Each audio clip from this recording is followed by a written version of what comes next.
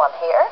We asked for your ginger snaps, and trust me, some of them are so flame-haired, they're giving off heat. But before that, Charlie Clements, EastEnders Bradley Branning gingers us up a little bit.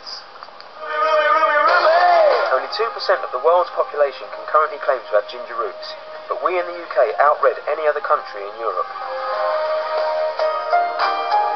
When I got the role as Bradley, it was a stereotypical ginge. Awkward, homely, and a bit of a geek. Hello, Grandad. Because that's the way redheads are perceived by most of the country. And it's simply prejudice. But if you're on the receiving end of it, it can be a flaming nuisance. Leeds DJ, James Barr, knows about this firsthand. Well, let's remember that in the 17th century, people were actually burned at the stake for being ginger. They were called witches. And that persecution still goes on today. There was a family in Newcastle just a few years ago that were actually moved away from their house because they were terrorised so much by people on their street for being ginger. So what sort of problems do your ginger listeners phone into you with? Well, I've had people phone me about not being able to get girlfriends, about not being able to use communal showers at the gym. I had one guy called Craig who phoned me, and he actually requested that his voice was distorted because he was so ashamed of his hair colour, he didn't want to be recognised on the radio. And that's not to mention the names that will make your hair stand on end. Pumpkinhead. Ginger nut? Chlorophyll. Matchhead. Carrot top, yeah. I think it's meant to come across as friendly banter, but it's not friendly.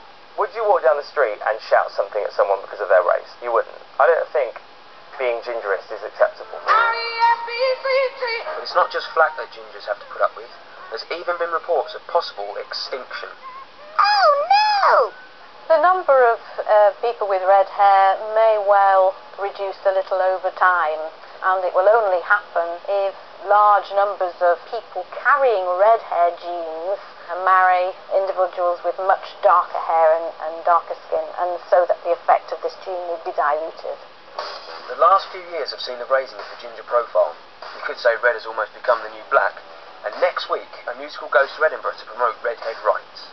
I have red hair, why should he care? We should so be proud to be redheads. There's so many people that just look like everybody else, and we are different. We have red hair. I am who I am because I'm ginger. So make a stand against hair hatred, because the future's bright. The future, as they say, is orange. I have red hair. And why not?